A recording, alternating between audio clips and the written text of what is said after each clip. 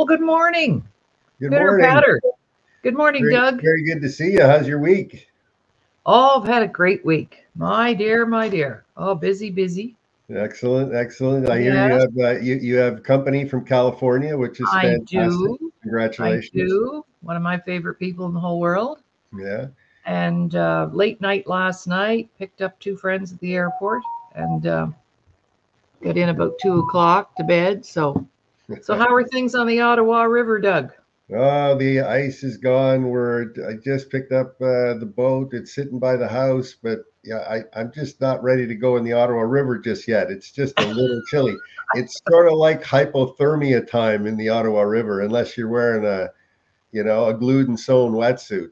Not the Oh, one that just is sewn because then the water leaks in. right, right. Well, greetings, everyone. Good morning. Welcome to the Press Box and our host, Doug Smith, and myself co hosting today. And we have a very special guest coming in a few minutes. So, just letting you know that we're streaming live right now on YouTube, Laurie Davis Show Host channel, and also on our Facebook page, Self Worth the Missing Link. Superstars, because we're always surrounding ourselves with superstars. Facebook. So tune in there and you can go in there and share the show. And we have a fabulous guest today.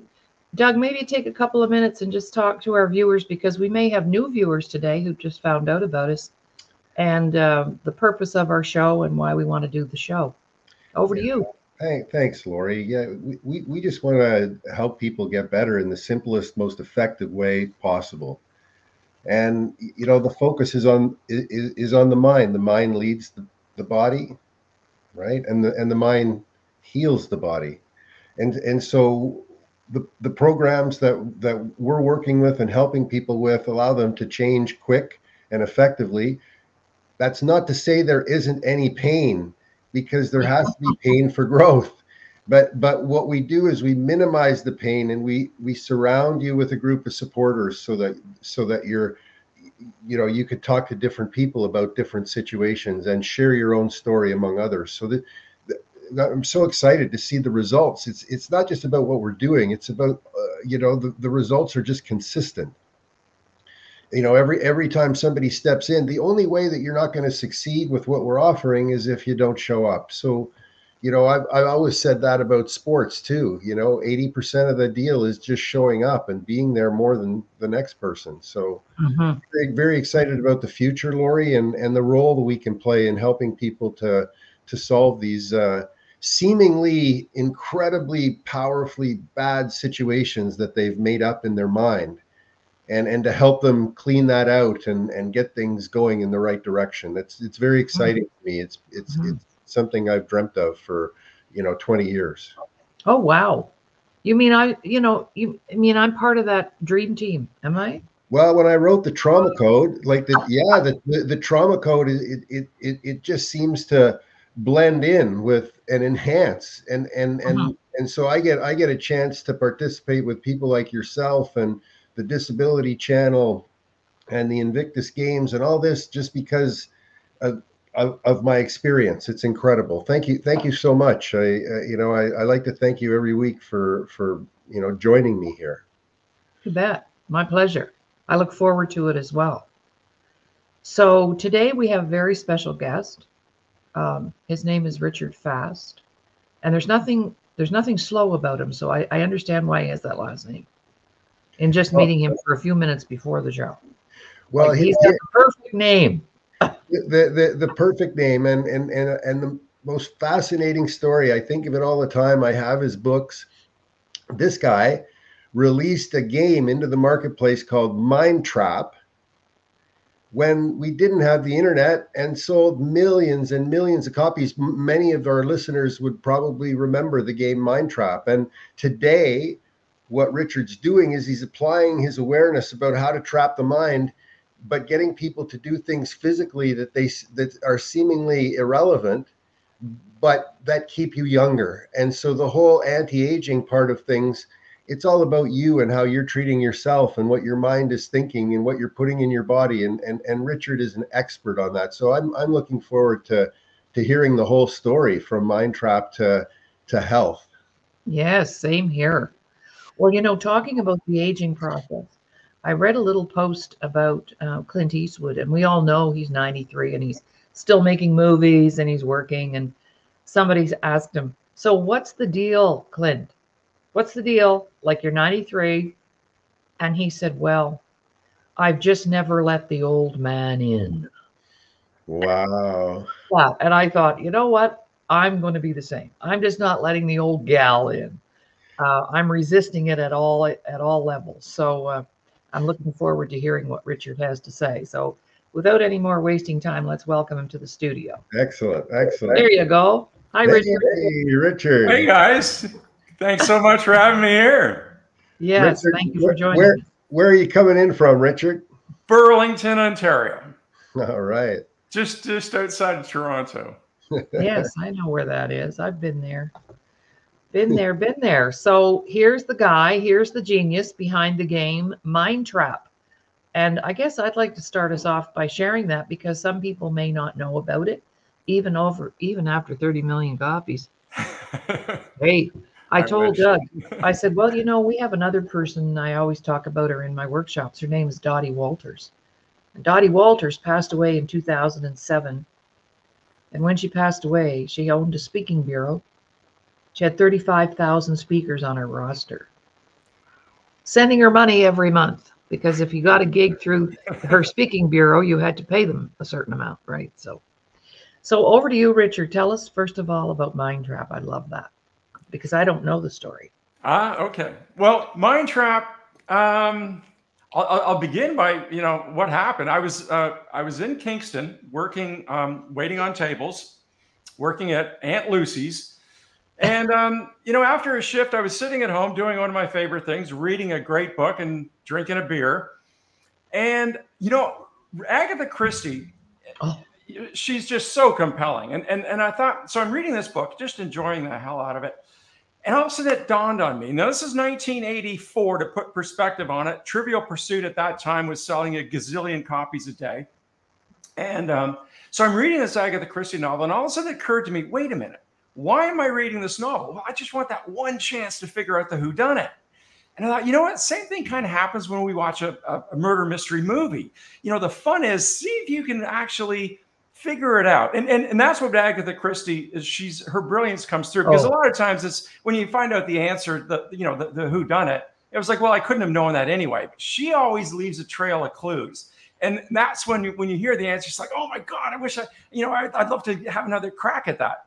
So all of a sudden it occurred to me that, wait a minute, why do we read these books? Because we want that one chance to figure it out. But what if, rather than having to invest 3 hours in a movie or 10 hours in a book, if we could kind of feed it like bite-sized things, like a potato chip? Okay, give me another one. Give me another one. And all of a sudden, it was like an epiphany. I was walking around thinking, like, this is amazing. This is going to blow Trivial Pursuit out of the water. Now, my euphoria, of course, it lasted a while. And at that time, my girlfriend came home, and I'm like almost speaking to her in hushed tones. I was so excited and so confident this thing was going to blow through the roof. And so I thought, okay, so what am I going to do? Well, I'm going to write out 1,500 murder mysteries. Well, sounds good in theory. 2 weeks later, I had written exactly 2. And then it sort of dawned on me, writing these murder mysteries isn't quite as simple as I thought. But, I knew that I had stumbled upon something, just like the guys with Trivial Pursuit. They didn't invent trivia. It had been around a long time.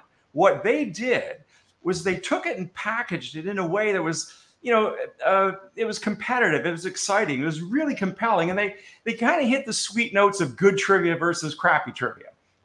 So so watching what they did, then I thought, okay, what I'm doing here, what I'm theorizing is that, murder mysteries and conundrums, well, I didn't invent them, and Agatha Christie didn't invent them. I mean, they've been around since ancient mythology. So I thought, well, why don't I start, in addition to writing some, why don't I start scouring the world and collecting these things and see if I couldn't assemble it in some kind of a game. So even like 3 months later, I mean, I'm talking in hushed tones about this because I know that if anybody even hears this idea, they're going to run to this company, beat me to it. And, I'm sitting high and dry, and it was my idea all along. Well, about a year later, I would buy you beer all night if you just listen to me tell you about my great idea. So how things change, right? But you know, every time I would get into this for a month and then I'd kind of forget about it. And I guess the fact that I was still waiting on tables at Aunt Lucy's was a little bit of compelling energy to get me to keep pushing forward.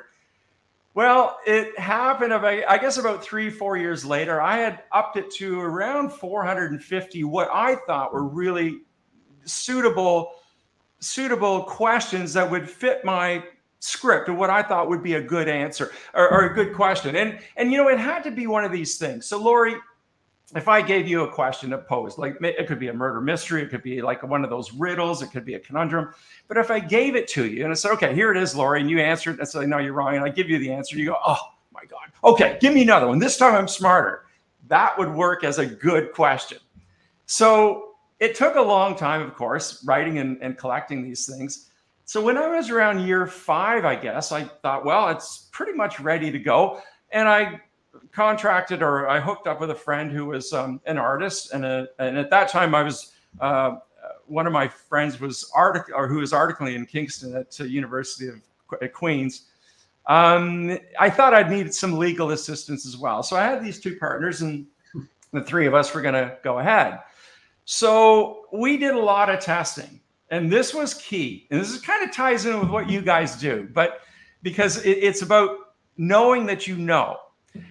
So we did a lot of testing with focus groups and stuff like that. And in doing that, you quickly learn when people don't like something, they're not shy about telling you. And, you know, it was really valuable because what we found out was, you know, some things just didn't work. That's things that you think you do because you're so close to it. So you kind of see some questions, you think this is great. And everybody else goes, that's crap. So anyway, we kind of honed things and we got things down to where we wanted to go.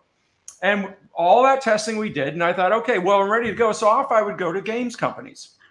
And at that time, it was a very different landscape than today. But there was a lot of games companies. So I went to the first one. I basically thought, look, I'll pitch this to 3 or 4 companies and just sit back and let them get into a price bidding war to see who gets the royalty, that gets a license for it. Well, yeah, reality has a way of bringing you around very quickly. And everybody said, you know, basically the thing was, yeah, well, it's nice, it's fine. And we had a great looking prototype, by the way. And we called it Mind Trap. But everybody was, you know, the games companies looked at it and said, it's interesting, but, you know, it's too cerebral. The public could never go for it. So you go to another company, they kind of said the same thing. The other company said, well, you know, if you sell a few thousand, come back, we might be interested.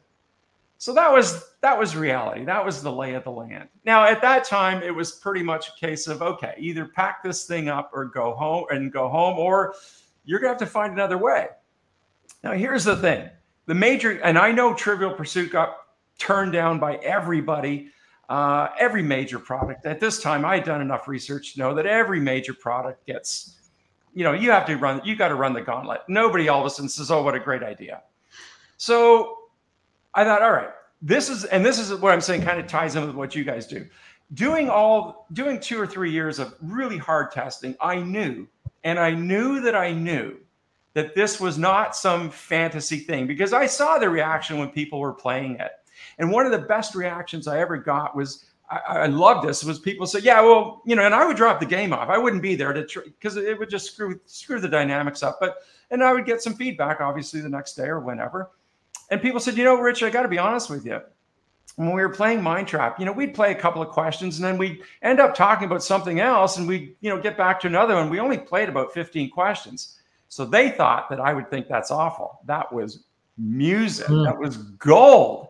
Because a game isn't about you or the game. It's about creating an atmosphere, you know, whatever that dynamic is. Mm-hmm. And so that's what I knew. So I went to a lot of the testers that had done it. And I said, look, we're going to do this ourselves. And because the games companies, they want to see that I can actually sell this thing. They didn't want to put their money in. And in retrospect, they were absolutely right. So I raised $85,000, friends and family. And this was this was 1990, July. I had $85,000. Went to a manufacturer in Toronto, and I'd moved to Toronto from Kingston in order to do this. So I went to this manufacturer, Donnie Montone, and he said, sure, I'll and I got 3 quotes. I had quotes at $60 for a game. I had quotes at $38, and I got one for $16. And obviously, that one was the winner. So here we go. We produced 2,500. And, I'm thinking at that time, this is so unfortunate because this 2,500, it's going to disappear in a heartbeat, and then we're out of games, and I got no more money. So we get them done in September, and then I thought, well, okay, I'll go to the games companies around Toronto. There's Dan for Men and Duffer and Games and Games a Lot and all these guys. Well, they all kind of said, look, how much money are you going to spend on TV advertising? It's like, what? I can't even afford a TV, never mind advertise on it. And they said, well, look, you got to understand something, Richard. This is October. We use our Christmas budget. It's burned up by April. We don't have any money for this. What are you thinking? And you're not going to advertise? You got to be joking. I thought, uh-oh. And I had gone to, I would say, 12 different companies, Moyers, just so many different companies. And I went to them all. And at the end of it, I had sold 10 games on consignment. And I thought, I am so screwed. How am I going to face my investors? I've taken $85,000 and I promised them that this thing was going to fly. And here I'm sitting high and dry. I'm dead in the water. And what am I going to do?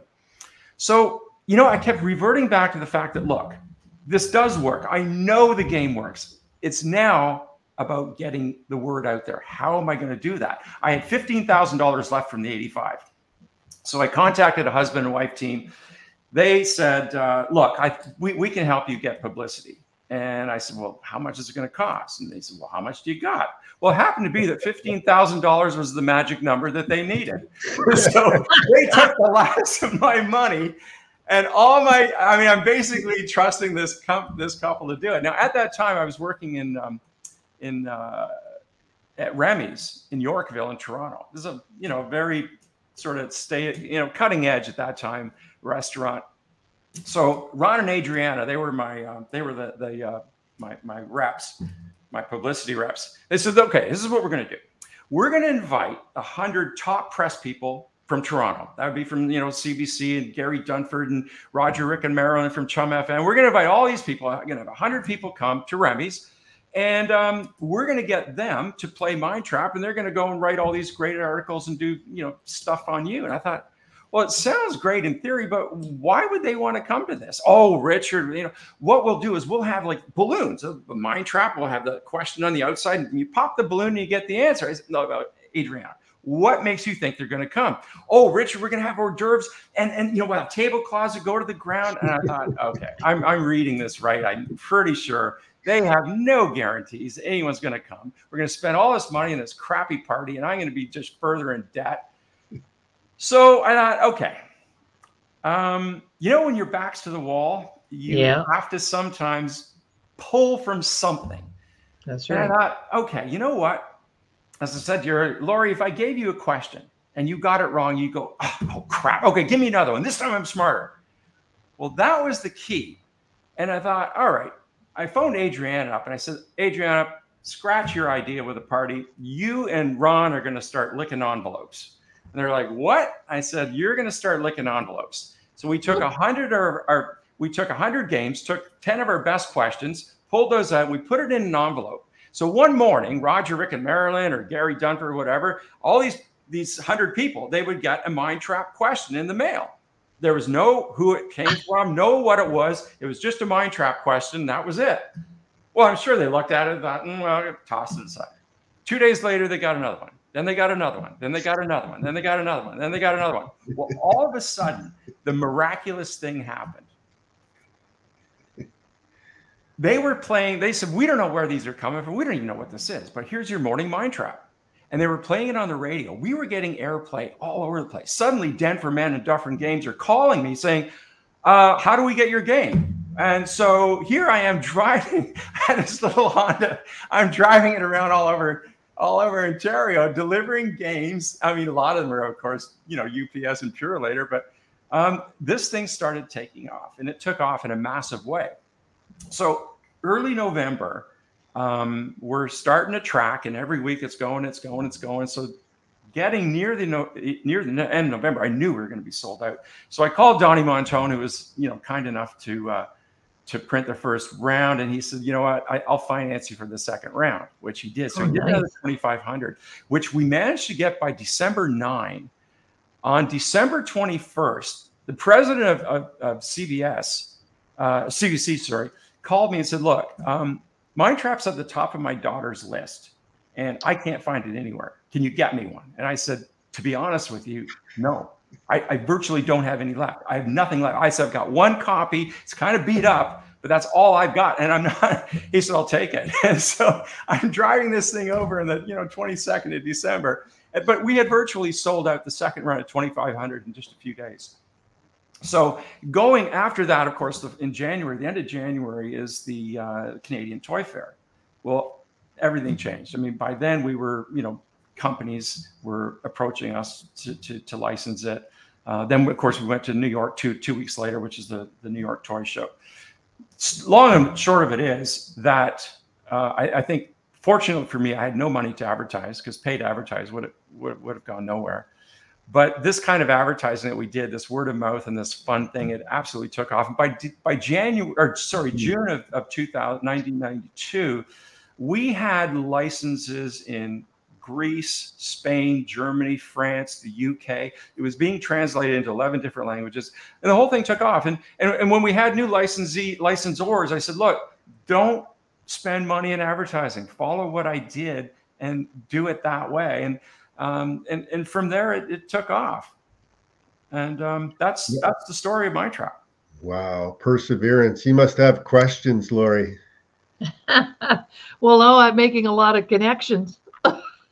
Yeah, because I did the same thing with my systems. What'd you do? Well, my workshops. I came home from work one day and I said to Ron, that's my husband, and he was my business partner. He's retired now. But I came home, and we'd been in business about 5 years, opened our doors in 92. I wanted to own a private training company. Yeah. But my background's education, and I had done 12 years of marketing and sales. So the two things together. So I came home and I said to him, well, I've discovered 3 things. I've been working with people for 27 years, from 5 years old to 100. And here's what I know. And when you said, I know what I know, I said, number one, most people are walking around feeling as though there's something wrong with them. Yeah. Whether there is or not, they believe that, and they bought in. All right. Secondly, many people lack confidence. Not you, but they're not willing to take the risks. That's a lack of confidence. That's different. And the third thing, poor communication skills. And I'm going to do something about it. I said, not everybody needs a therapist. And we need to become our own best therapist. Love it. So my husband was an AME, aircraft maintenance engineer, very intellectual, very on the other end of the stick from me. So, of course, he crosses his eyebrows and looks over his glasses and says, well, what's your plan? I said, plan? I don't have a plan. I have an idea. Yeah. So, well, all right, how can I support you? I said, well, we had this little cabin in the woods in Nova Scotia. It was a wonderful place. We went there for 12 years. Friends of ours owned it, and they moved to the States and wanted us to look after it. I said, well, let's take me to the lake, and I'll get creative. So I'll go to the lake, spend the weekend. By Sunday afternoon, I still don't have anything. I have no idea what I'm doing. And I went, I know. And when you mentioned the questions, I know what I know, because I have always felt there's something wrong with me. I have lacked so much confidence in so many areas. Right. Yeah. And I've been married 3 times. So obviously my communication skills are not up to snuff. So I just started asking me the questions, so why don't you have any self-esteem? Why did you lack confidence? And the next thing I know, I had 10 little workshops created. And I went home and I grabbed 2 of my girlfriends that were trashed in the ditch. I said, I know you're not doing anything Wednesday night. Come over to my office. I think I'm on to something. So a lot of the language that you used to describe your journey is very similar to mine. Yeah. So we started with 10 workshops. We now have over 1,000. Beautiful. And they're all backed with hard copy curriculum. And my core program's been translated into French, Chinese, Spanish, German.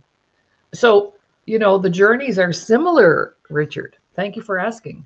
It was a natural, Laurie and I, what Laurie does is a natural progression and an enhancement to what I do, right? When I identify people that are in pain, because those are the only people you can help, because if they're not in pain, they don't need any help.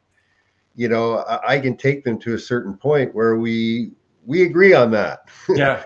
And then once we agree on that, then it's like, what's the course of action? And it always includes what Laurie's doing, because it's such a critical piece. She's not a lawyer, she's not a doctor, but it doesn't matter. That's not what her role is. If the client needs a doctor or a lawyer, we get them a doctor or a lawyer. Yeah. But if they come to me first, they probably won't need either. Yeah, but certain things businesses need, but you don't need to go to those meetings. You know what I mean? So yeah, for sure.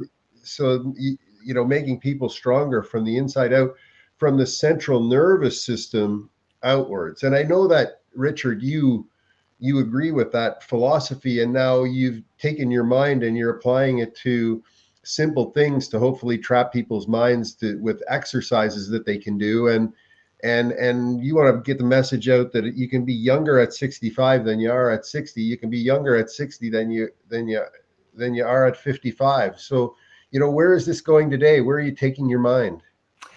Yeah. Well, thanks, Doug. Appreciate that. I think one of the things is, and the work that you guys are doing and the work that I'm doing, I kind of always go back to this. We all lack confidence to some degree.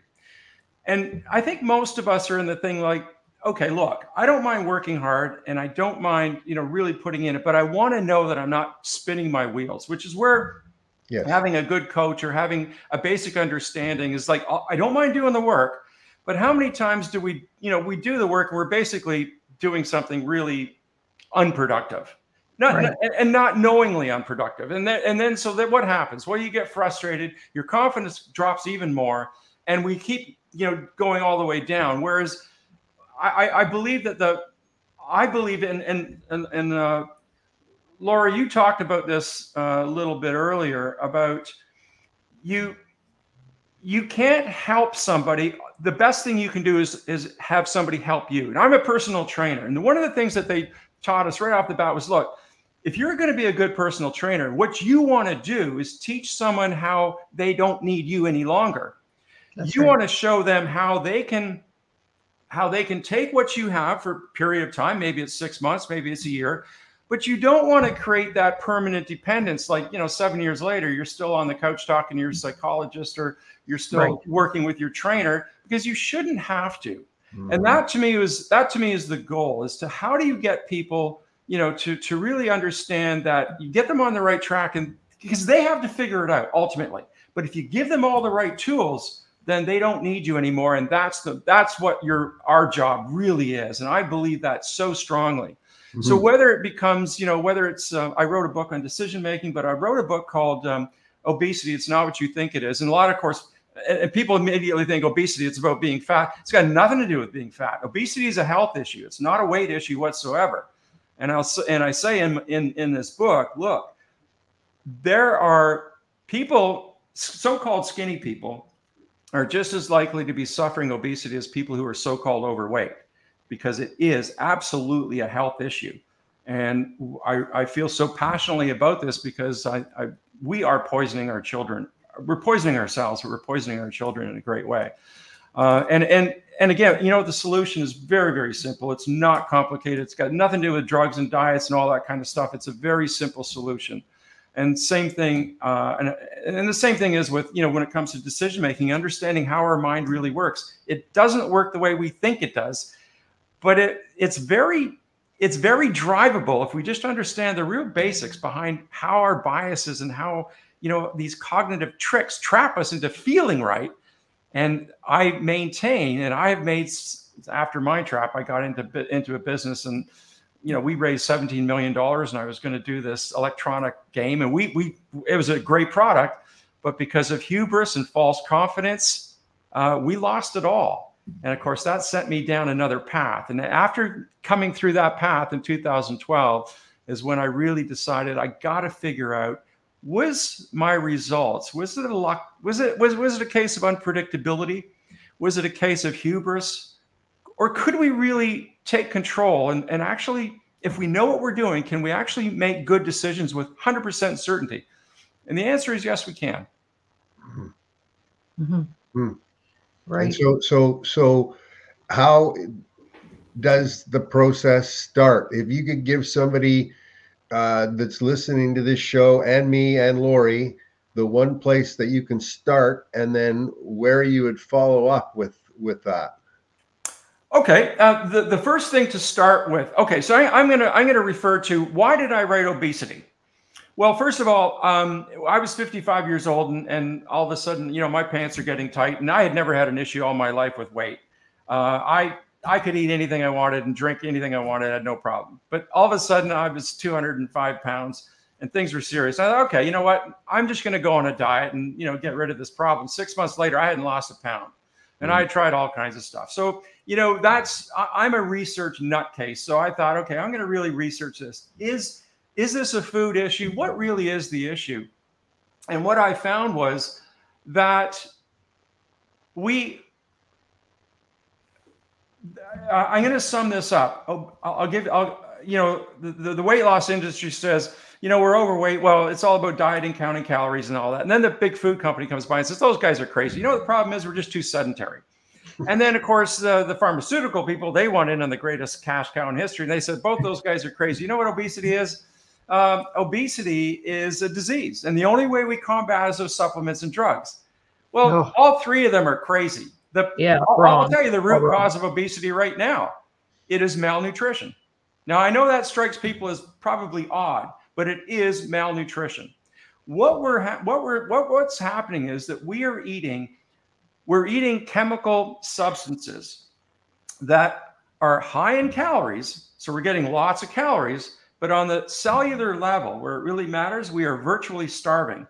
A body suffering malnutrition, a body that is starving, if we're getting lots of calories, yeah, we might be getting fatter. But as I said, at the cellular level, we are virtually starving. And what happens when you're starving? Well, your hormones, your satiety hormones, your hunger hormones, they go out of whack because their first concern is just survival. So what happens? Well, somebody's getting overweight. They're eating this crappy diet. They read all this stuff. Your doctor says, well, you gotta start eating less. You got to lose weight. So already they're starving their body, but they confuse food with what they're consuming. So your body wants real food, but it's not getting it. So already you're depriving your body of good food. You go on a diet. What's happening? You're exacerbating the problem. You're eating even less of this poor quality crap. And so you're actually upping the starving level at the cellular level. And so we're wondering, why can't I lose weight? Well, this is going way beyond. This is all psychology. This is basically eons of survival technology, your brain, who's doing everything it can to make you eat more. It can't make you stop eating garbage. It's trying to, but we don't realize that as soon as you eat food, everything will change. Your hormones will reset. Your body wants you to be at an optimal weight because you have to hunt and gather. Your body, if you feed your body properly, it will start finding that beautiful equilibrium between fat reserves, which is your only link between death and starvation and life.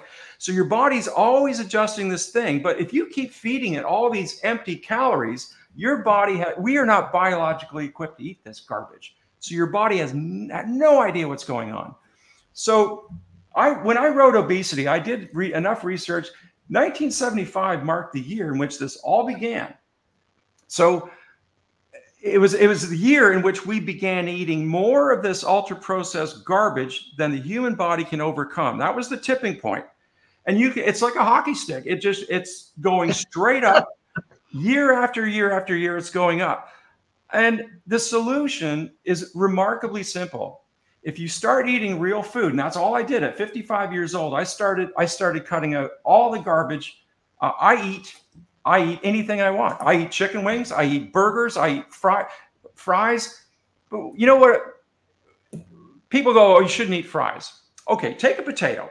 I'll give you a quick example. Cut it all up, drizzle it some olive oil, put some spices on it, throw it in the oven, pull it out.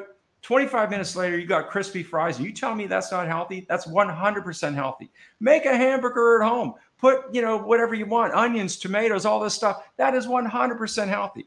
We confuse a hamburger from McDonald's with being real food. It is not food. So in my book, it's a short book, but I walk you through it. I want you as a reader to change your perspective. And we have our definitions wrong. So we're told you got to eat less food. Okay, so what do you describe as food? That's the problem. We lump all this garbage we're eating in as food. Yeah, it's stuff that we're eating, but it's not food because it doesn't even fit the basic definition of food, which is any nutritious substance that supports life and maintains growth.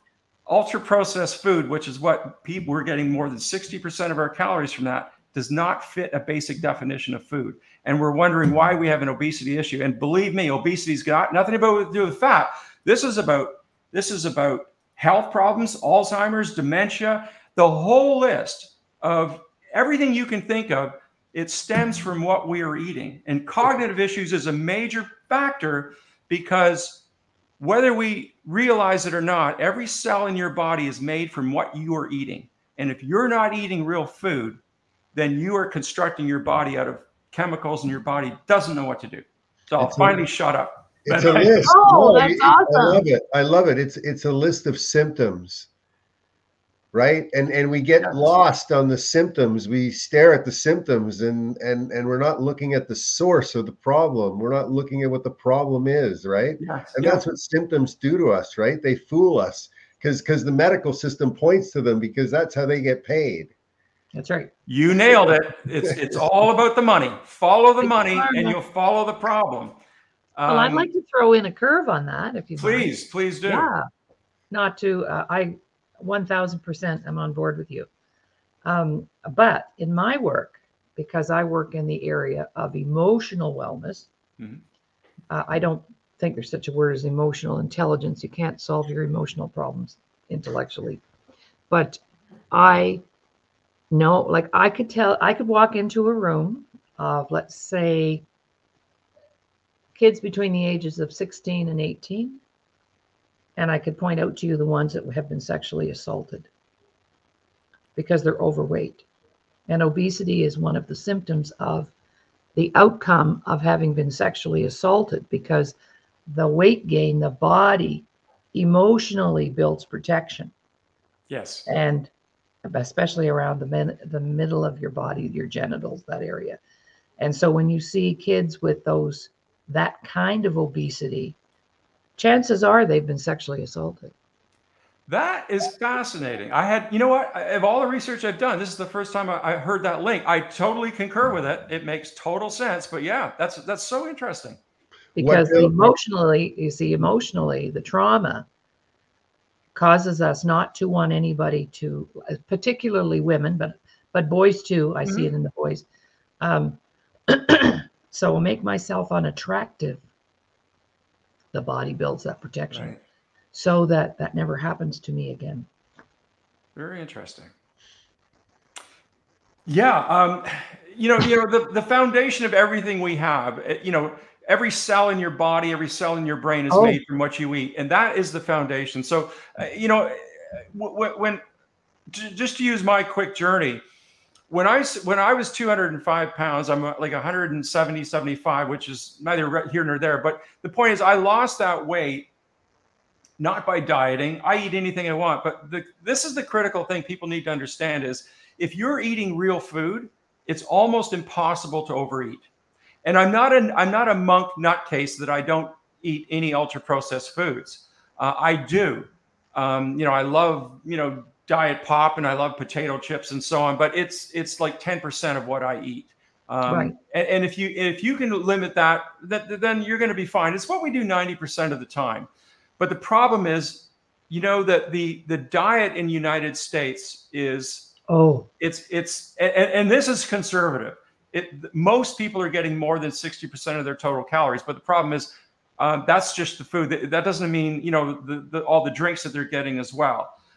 We are virtually poisoning ourselves, and the results that we're seeing, if you really understand what we're eating, there's nothing else possible than the results we're getting based on what we're eating. Nothing else is possible. Now, Richard, would the work that you do and the publications that you have give a person sort of a removal process, like remove this, remove that, because that's really what it's about, right? We're all right. Yes. We've got to keep about 50% of what we're eating and keep eating it. But do you have that? Do your books explain that? Like just the simple way to remove those things? Well, yeah. So what it is, I think, I believe everything is kind of like changing your perspective. You know, I mean, we would all love to have that Saul on the road to Damascus, like, oh my God, that's it. Like a friend of mine, he always had a drinking problem for most of his life. The moment he got his grandchild and held her, he stopped drinking. Well, what happened there? Well, he tried everything in the world to quit drinking. He never could. But the moment he saw his granddaughter, he had a change of perspective. Now, that's a lucky way to change it. But the only other way is the work that we do, is you try to walk somebody through it to change their perspective. And what I do in Obesity, It's Not What You Think It Is, in that book, I try to walk people through how we're being conditioned. We don't realize how the big companies and media is conditioning us for their own means to keep lining their pockets. And I'm not blaming them. What I'm saying is, and I say this in my talk, is the moment we say that big food is responsible for our health, then we have rendered ourselves powerless, because we're saying that change must begin with them. And that's a mistake.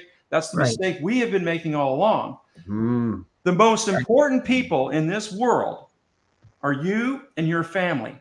And you can influence both to a lifetime of health and healthy eating. So that's the perspective that I want people just to shift that around. If we want to poison ourselves, that's one thing. But when we see 4-year-old children with fatty liver disease, ooh, my God, I get so pissed off. That is just unconscionable, but it's happening.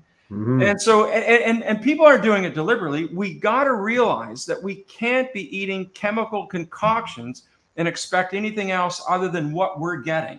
So I just want people to realize, look, there's a lot of joy in food. Food is supposed to be something we celebrate, not something that we count calories and we go, oh, shit, I can't eat this. And look, when you start eating real food, everything will change, because this hyper palatable garbage, something from, McDonald's or whatever, this sugar sweetened stuff. When you start eating real food, you will love sugar. You taste that stuff, you'll spit it out, because it doesn't have a natural balance. We have altered our complete appetite because we're eating everything's hyper. And when you start eating real food, you couldn't even eat that crap. So that's what I just want people to understand. Look, it's not about slaving over a kitchen. It's not about and it's not about avoiding food. It's just about avoiding chemicals. And when you start eating real food, I'm telling you, in about 2 weeks, all of a sudden this stuff is unpalatable.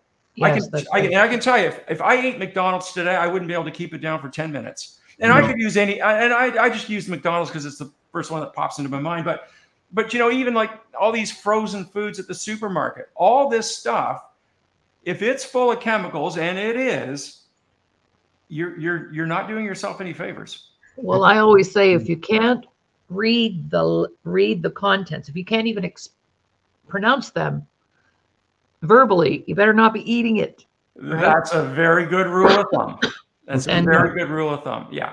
But I was shopping one day, and I was at the meat counter, and I was trying to decide, what I'm going to get, chicken or whatever. And these two young women, early 20s, both had a baby in the carriage, in the cart. Yeah. And the cart was full of cans and boxes. I spend very little time in those middle aisles of the grocery store. Cans and boxes and, pizza pops and things like that. And one girl said to the other, well, there's no point in me buying any of this. I wouldn't know what to do with it. I know. And I thought, wow, some mom my mom didn't teach me how to cook, although my mom is a beautiful cook. She preferred that we girls get an education. But my grandma taught me how to cook. And there's a lack of parenting, not teaching your kids how to cook in a healthy kind of way. Yeah. They grow up and have families, and now they can't even feed their families. So there's a bit of a, what do you call that? Pass down of poor habits. Oh, you know what? And I want people. I don't want to make people sound like. I understand. Like, you're a woman in an inner city trying to raise a kid, and you might be doing it on your own, holding down 2 jobs. Look, I understand that, and I'm not suggesting. We live in an obesogenic environment, and I'm not so blind to think that. Look, that there are some challenges here that I don't think people can overcome, but necessarily. But I think that doesn't hold true for all of us. No. I think most of us can find the time and the budget to eat real food. And I'm not, I understand there's a lot of exceptions, but there's a lot of us who have absolutely no justification for eating what we're eating. It's about your subconscious mind. It goes back to that, and yes. the work that I do. Your subconscious mind controls you. Yes. Right. And the minute that you become aware that you're being controlled by something, you start to do something about it. And so that's the solution, right? It's a switch in the brain where you go, wow, I am controlled by something else. I'm not in total control. And then you'll follow a different map, that will take you from the current reality, to the desired future. But if you don't have a desire to have a healthier life, then there's nothing you can do, right? Unfortunately. 100%, Doug.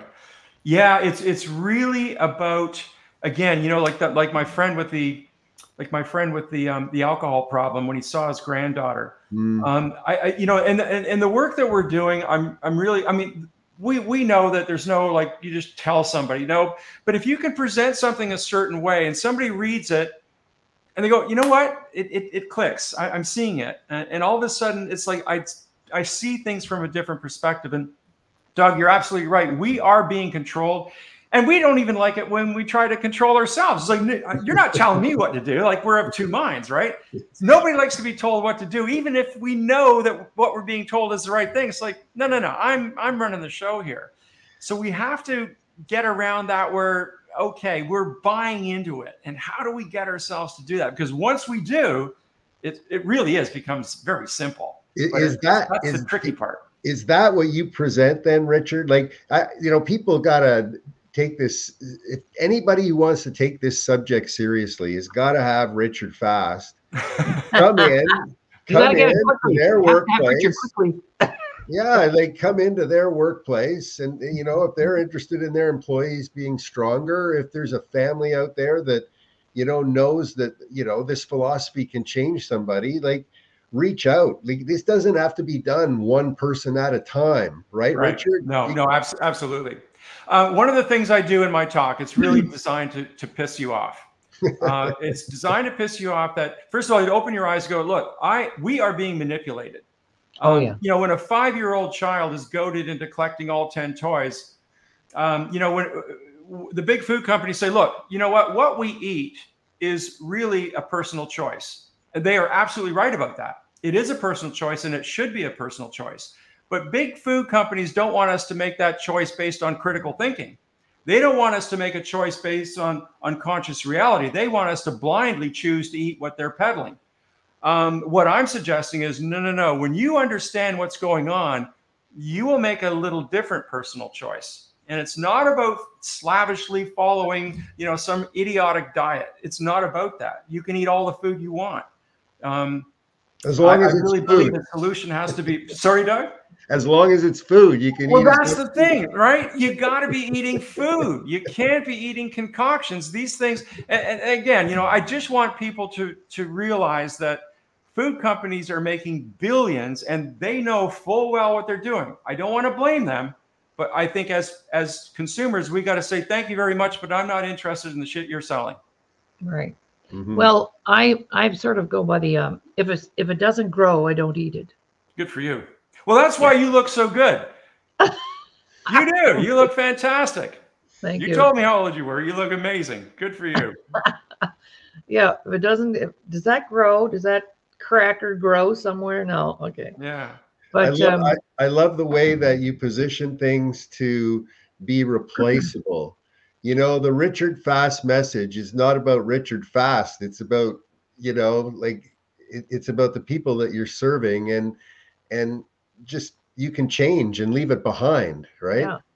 And it's not even my about slogan on my fasting. website is, it's about taking back control. Life is about choices. Control is when you make them. And that's what I want people to be able to do. Make choices from your perspective.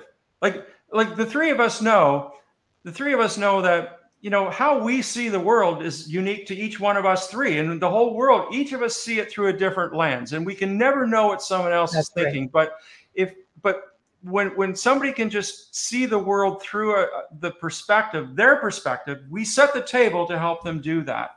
And I really we all know that if it doesn't come from yourself, it's not going to last, but it has to come from you. And when it does, it has real meaning.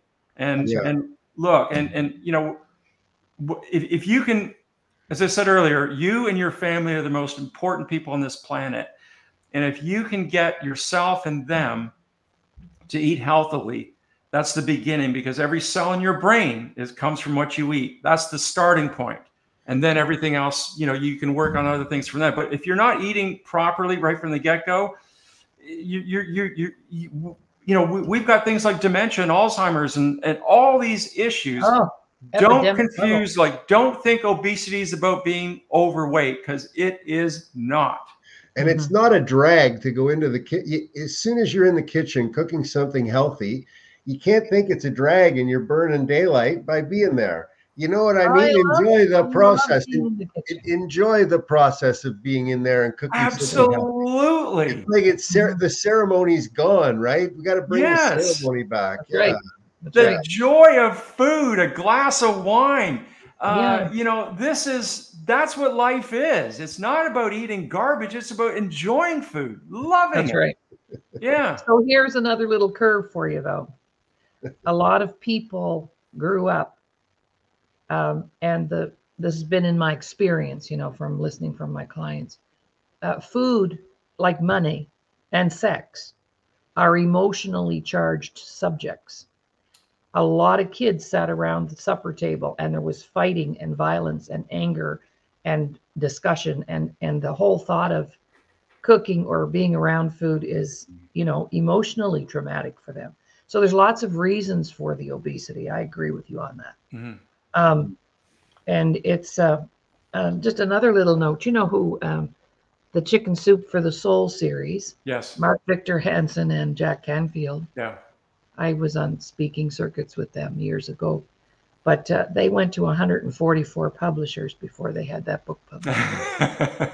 Sounds like your story, man. So yeah. So it's Doug, over to you. Over to you to thank our guest, because our time is up already. Richard, you know what? This is, I heard stuff today that I haven't heard, and it all fits together in the puzzle that you're offering the world. And all people have to do is pick it up, go and check out your stuff, get tapped into the subconscious mind, and we'll have you on again as things develop. It was just a pleasure. Oh, my pleasure. Very much my pleasure. Great seeing you, Doug, and nice to meet you, Laurie. I really look forward to seeing you again, hopefully. Yes, you bet. All right. Well, if you've been watching us today here on the Press Box, our special guest, Richard Fast, and we're not talking about fasting, and Doug Smith, our host, and we'll be back again next week, same time, same station. So check out our YouTube channel where we've been streaming live. Laurie Davis Show host, just search that. Go to DougSmithPerformance.com too. I put up a couple of new videos and stuff so people can go ahead. A little self-promotion. Of course. Trying to help out. And the thing that I strive to do is let people know, or have them decide that they deserve to be well. And until we know that we deserve to be well, we'll continue to do things to prevent that. So, all right. Here we go, guys. Keep up the great work. Yes, Thanks, guys. Richard. And same to you. I love your work. Thank you very much. I want that book. All right, everybody. Bye for now. Have a great day.